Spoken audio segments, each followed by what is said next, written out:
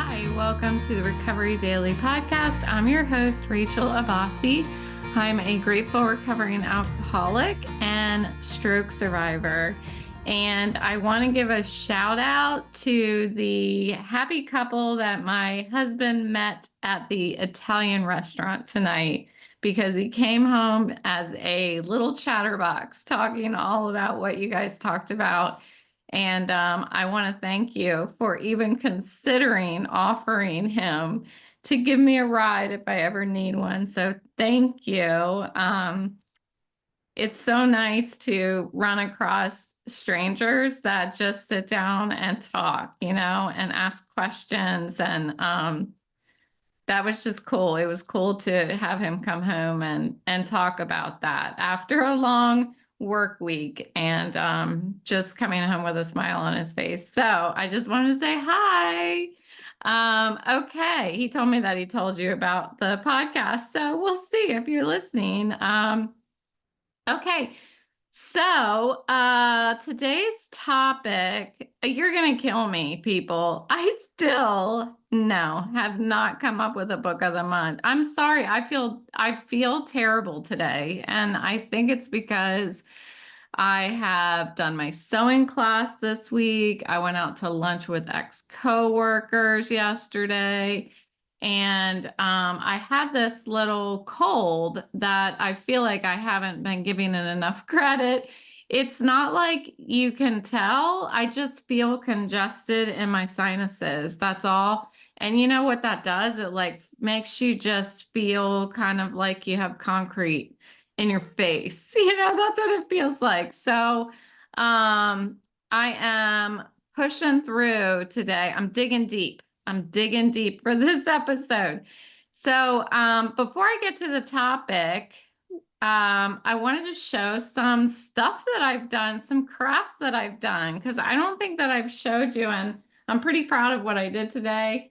It's my first crocheted granny square. Look how perfect it is. I did that all by myself. I know I can't hear you applauding, but I know you are. And then this is a rock bowl that I made. It's made out of rocks that I harvested myself from the neighborhood. And who's got a tag? Recovery Daily. So this stuff is going to go in my Etsy shop. And I made another bowl. This is my most recent one that I finished this week.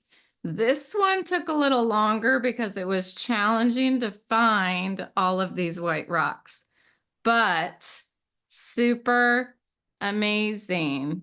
Huh? There you have it. I have not put the tag on there yet, but all of that stuff is going to be in my Etsy shop, along with a million other things that I spend my time doing. And the whole reason for this is, number one, to give me enjoyment in recovery, make me feel like I have purpose. This podcast has given me what I needed in stroke recovery, to feel like I have purpose. Using my voice to reach out and help other people helps me as well.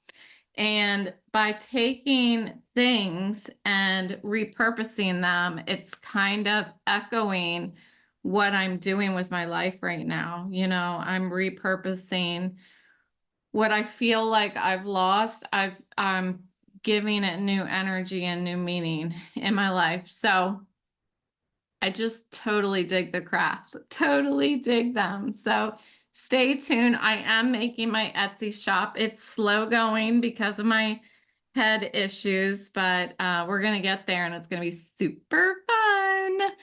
Okay, here we go. The topic of the day is the idea that difficulties can inspire gratitude.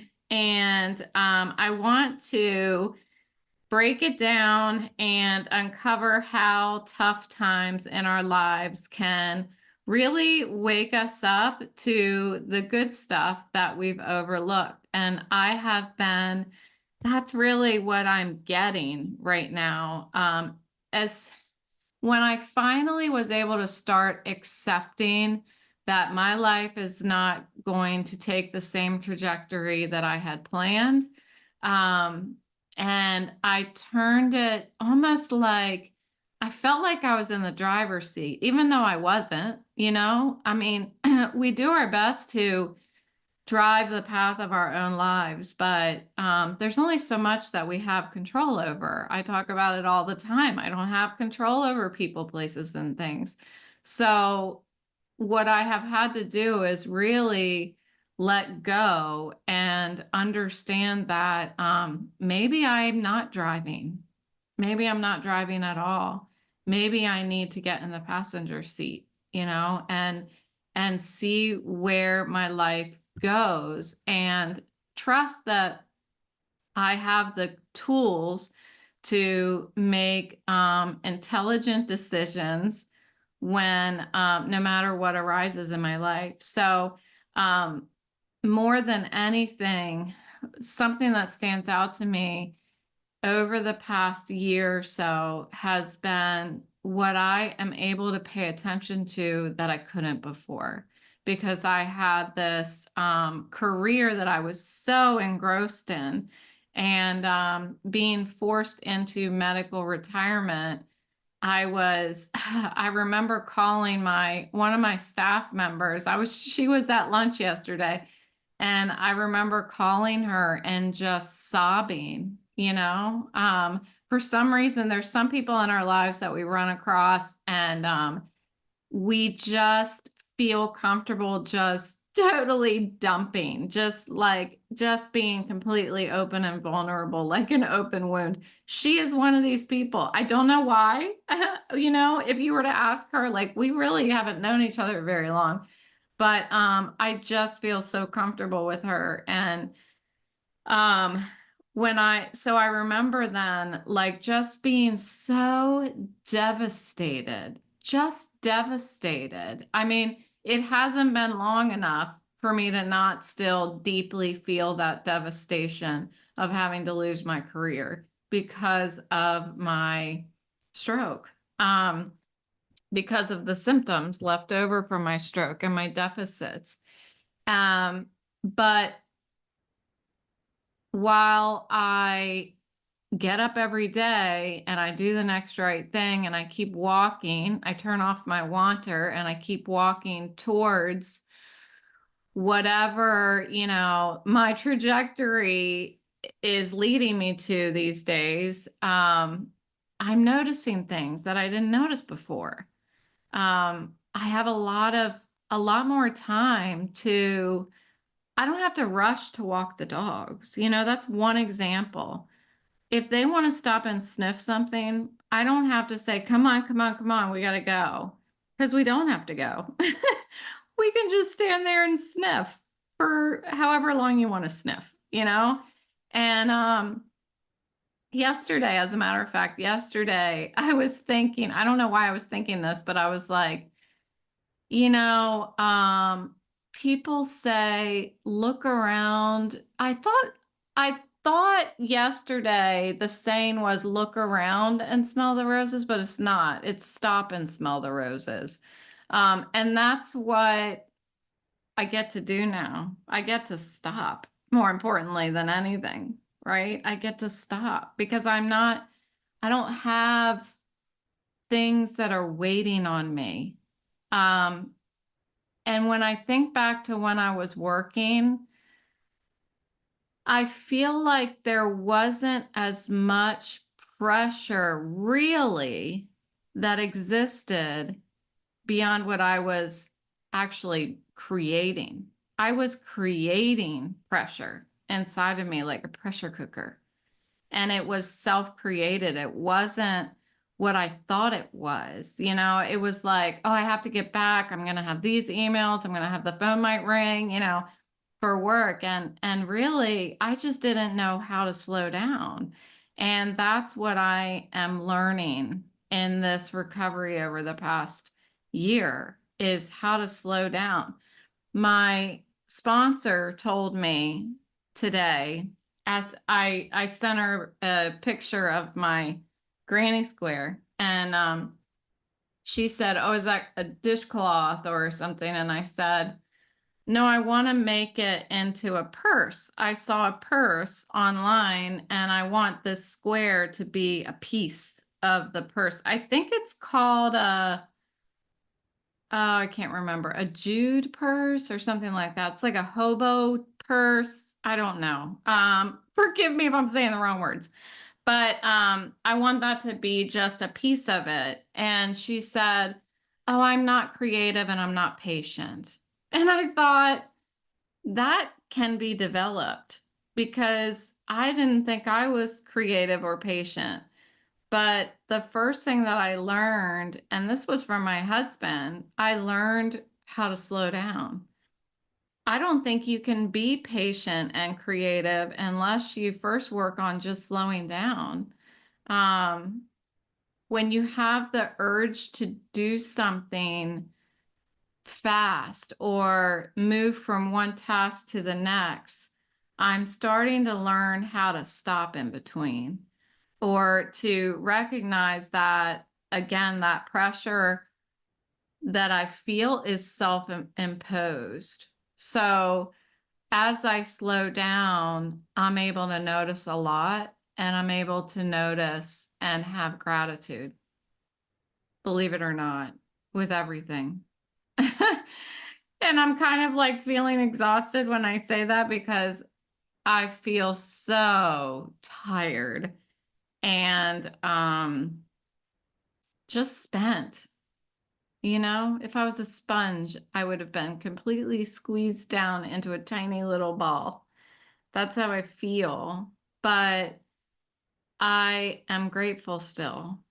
And I only am able to feel that way because of my sobriety program.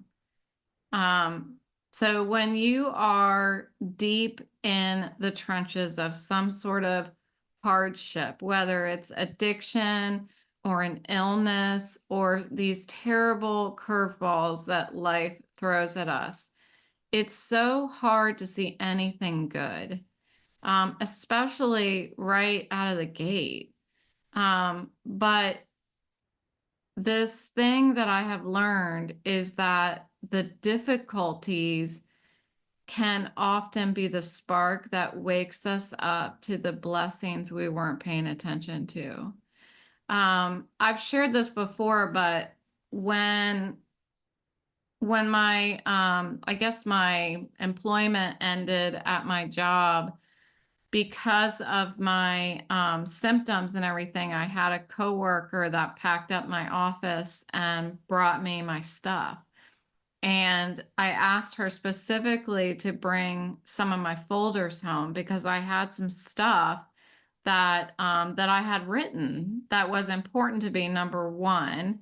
And I wanted to make sure that I was the one who sent them through the shredder and not anybody else, because I had to shred things from work. And as I was going through my notebooks and I made this pile of stuff that I needed to shred, my husband was standing there, and I said, "I feel like I'm just throwing away everything I worked for," because I was so proud of all of that stuff that I wrote. I had big plans, and I had to throw it out. You know, I gave to other people what I could to help them, to help the company, but my copies I had to throw out. And he said, when I said I feel like I'm throwing away everything that I worked for, he said, "You're looking at it all wrong. What you worked for is not in that notebook. It's around you right here." And I can't tell you what this man has done for me in my recovery. Um, I could not have asked for somebody more understanding and present and helping me with my mindset.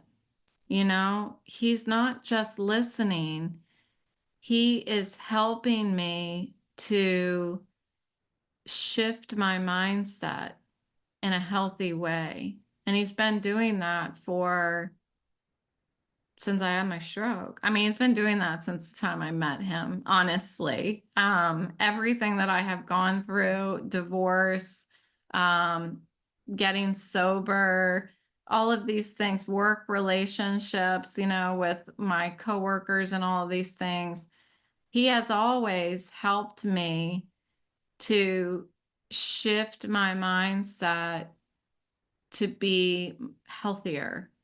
And I watch him do that with my kids as well. And when the rubber hit the road here over the past year, when I really felt as though I had lost everything that I had worked for in my life, you know, I went to school for math.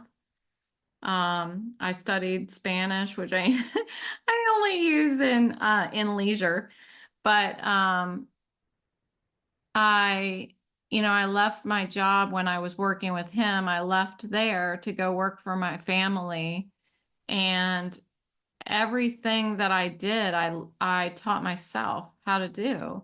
And then that job got me into this last job that I had. And I got to the point that I was a director, and I was ready to keep going. I always told my coworkers there that I was going to retire from there. Um, and then it was just taken from me. I felt like it was just stolen. I couldn't figure out how you could possibly be grateful that everything that you had planned and worked for was not going to happen. It was taken away. It was not going to happen. Um, but right from the start, when my husband said that to me, I realized that I was looking inside for, I was looking inside for the beauty of life, to live. I was looking inside, like all of the beauty of life is the stuff that other things make me feel. I don't know if that makes sense. But when he said that, I realized, I haven't taken the time to just live in where I am. Stop looking inside and start looking around, if that makes sense. So when I was drinking, I was completely blind to the good in my life. I mean, I saw it. I was grateful for my kids. I was just totally in love with my kids. Um, but with alcohol poured over top of that, there is a level of feeling that I was not able to access.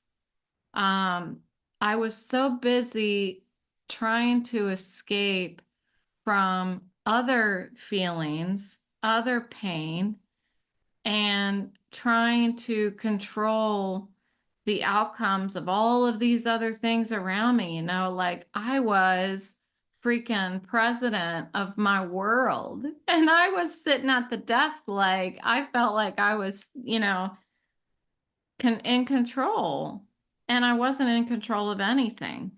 I was really just creating tension in my life. I talked about that yesterday.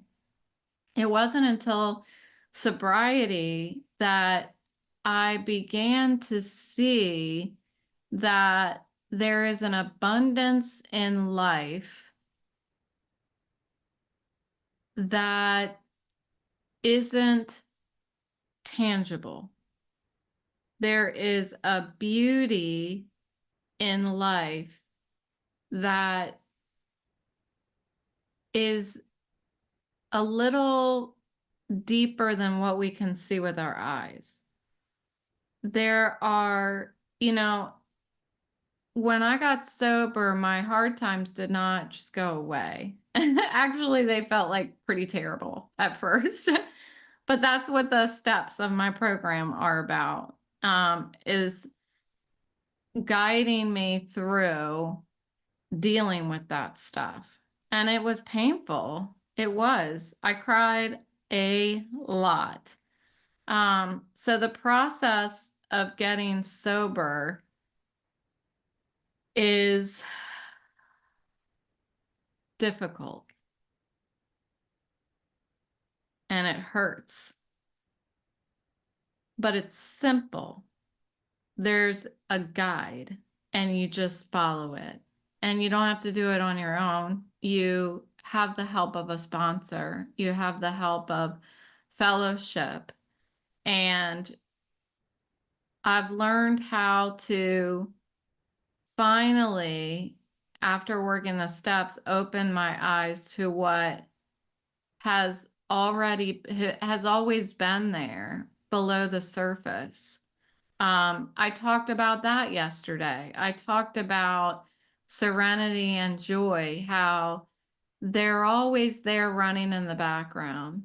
And it's the clutter that we create in our lives that covers them up and makes it difficult for them to come to the surface. And that is exactly what sobriety was able to help me clear away. And that serenity and that joy, that is the beauty of life that you can't see with your eyeballs, you know? And this idea is not limited to recovery from alcoholism. My stroke recovery has been an extension of this realization, like I was talking about earlier. I am convinced, because of what happened after I got sober, that there is more good available to me in my life after the pain. That's what happened when I got sober. After I got through the pain, my life was exponentially better. There was more good than there ever was. You know, I do not regret the past nor wish to shut the door on it. Um, sure, I wish that I was sober when my kids were little, because I betcha there was just so much more playing I could have done. I was a pretty good player, but like outside and stuff like that, but I bet you I would have played a whole lot more. But I had to go through what I had to go through to get to where I am today. And because I'm able to feel that kind of joy and sobriety that I never felt before, I'm convinced that now that I'm in medical retirement, that there will be more good in my life now than there ever was when I was fully immersed in my career. I have been forced to slow down. I have been forced to reflect. And in that reflection, I have found more enjoyment in what I'm able to do. You know, at the beginning of this podcast, over a year ago, I was crying on some of the episodes. I was talking about what I can't do this, I can't do that, you know. Let's reflect on that. I can't drive, I can't run, I can't walk more than a couple blocks. I can't kayak. I don't know if I said that already. I can't read. I can't watch TV. I can't open my eyes in the car. If I go to the mall, I can only go to one store. Like I could keep going, but that's not necessary. But I wanted to bring it up because I'm finding so many more things that I can do. You know, I can crochet a granny square. I can sew a quilt. I can make a rock bowl. I can paint. I can crochet a surprise for somebody's birthday coming up that I keep holding as a mystery. I can make a terrarium. Look, I have a plant in there now. I still am trying to figure out what I'm actually doing in there. I had a plan, but it's fallen apart. Anyway, there's so much I can do. And I couldn't see it in the beginning. I had no idea that I was so creative. I had no idea that I was so patient, you know, patient. I mean, look at that. It's crazy. I'm showing, for those of you not looking at the camera, I'm showing my crochet square again. It's just fascinating to me what I am capable of doing when I slow down. And think about that. Think about that in your life. How fast do you run through your life? Slow down. See if there's something you're missing. Slow down and sit with yourself for an hour and do something that you've never tried before. Like get a piece of paper out and draw. Like go outside and look at something. Really look at it like a tree. Tree might be hard, but look at a car. Like look at it from what's behind the car to what's in front of the car, meaning like 3D. Don't look at what you see in 2 dimensions. Look at it as it really exists. Behind it is, you know, if I'm looking at a plane in the air, behind the plane is the sky.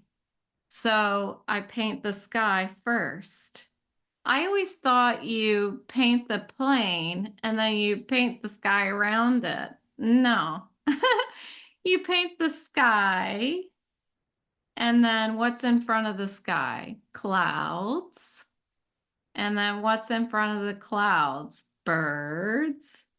And what's in front of, you know what I mean? So I've been learning how to paint that way. I just watched a YouTube video, and that's what happened. I when I say watched a YouTube video, it's a lot of like peeking and looking away and peeking and looking away, which is not good for me, but I learned how to paint. So I'm elated that I'm finding so much that I can do. It's like I'm replacing each thing that I can't do with something that I can do. And that's pretty exciting. Um, so I have found joy and purpose that I never noticed when I was busy. When I was busy pushing through life and doing the things that were expected of me.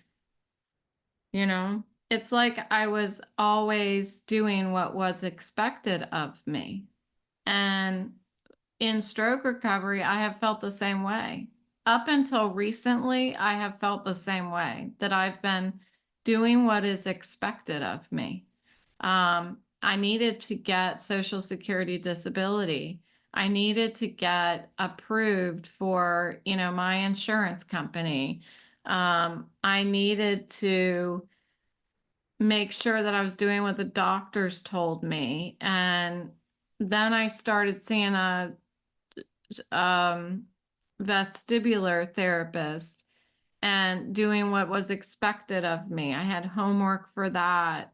And I was seeing a psychiatrist and I wanted to do what was expected of me. We set goals and all that stuff. And over the past, I guess it's been a month now, I decided that I want to do what I want to do for a little while at least.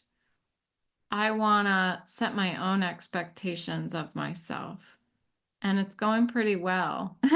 I'm still learning how to slow down every day, and I have to remind myself. I actually get to the point where I'm like going from room to room like, okay, that's already done, that's already done, and that's when I'm like, I say to my dogs actually, now you just sit down.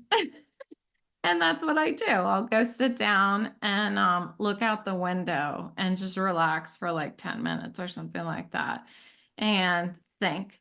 I like to do that too. I like to sit and think about like what I want to do next. What's my next craft? I told you guys, I've told you before, like I'll look at something like this scrunchie and be like, how can I repurpose this scrunchie?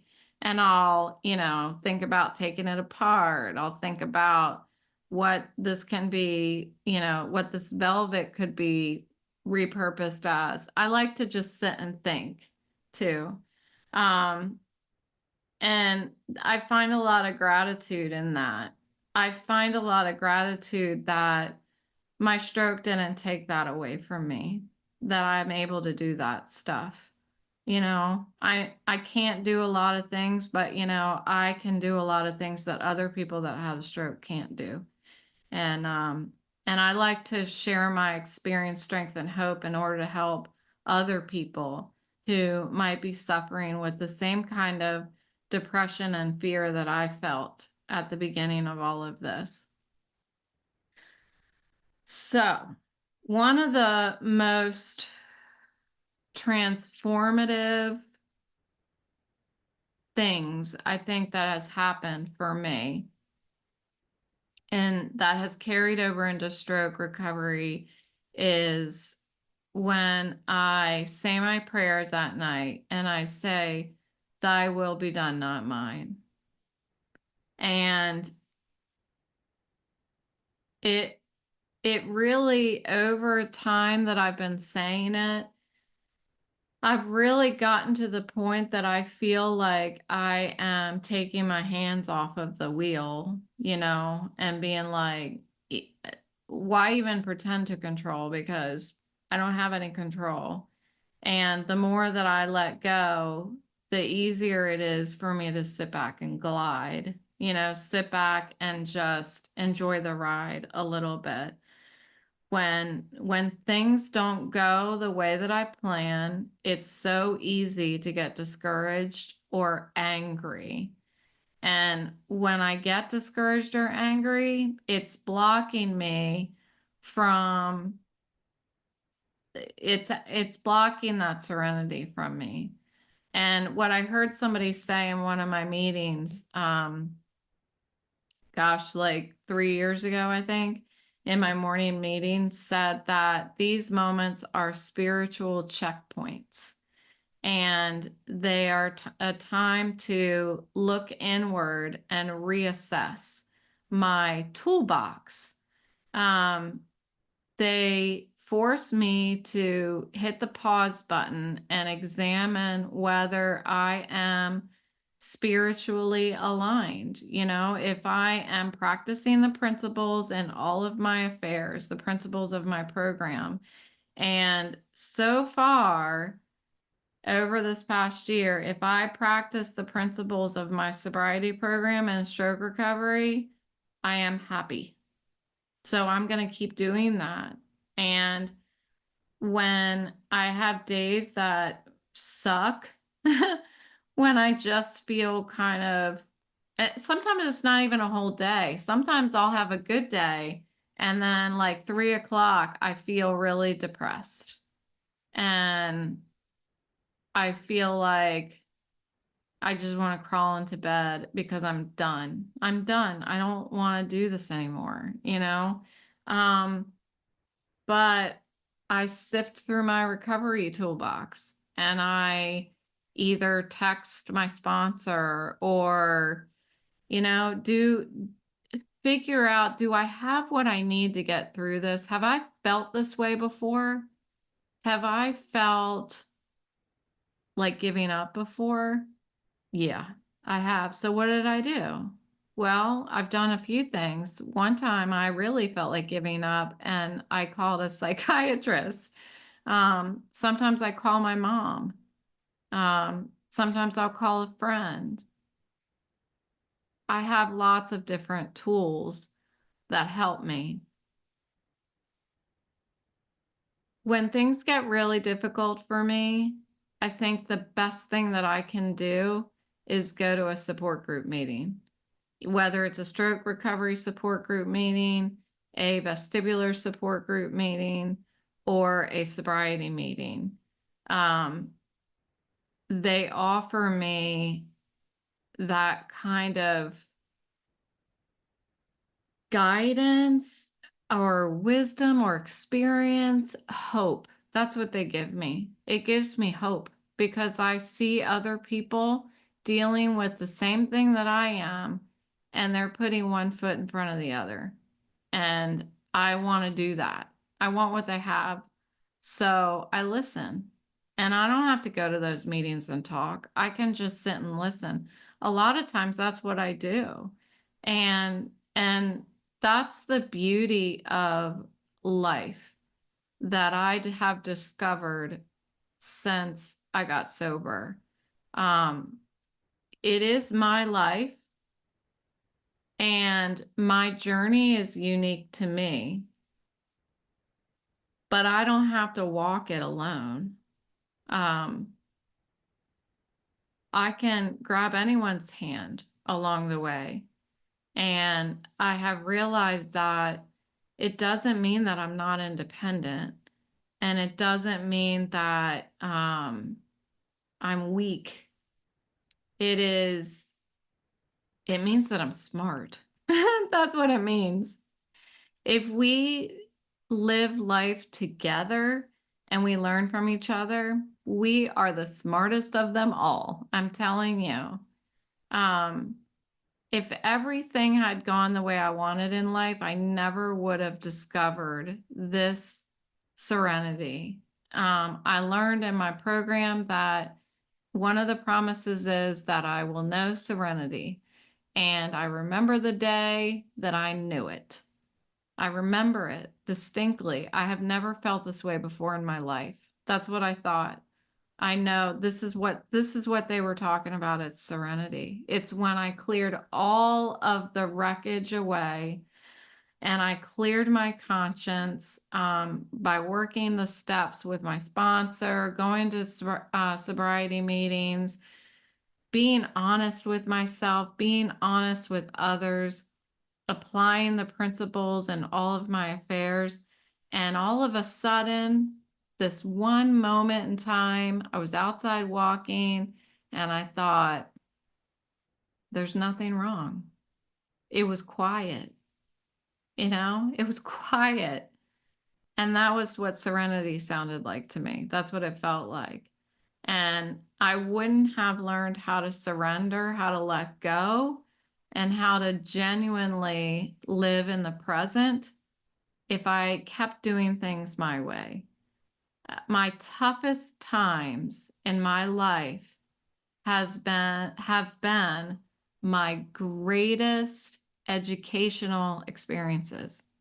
They have been the greatest gifts that I've received. Other than my kids, they're the greatest gifts I've received.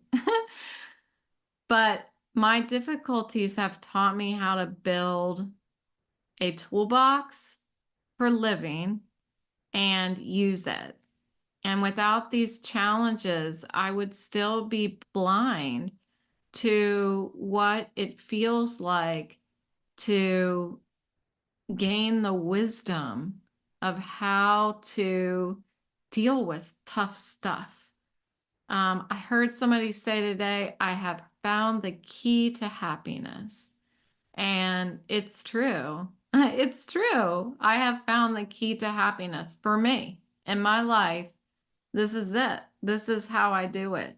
And I want to share it because if anybody can get a little bit of happiness and figure out what their key is, what key their what lock their key fits. For me, it lies in this spiritual work, this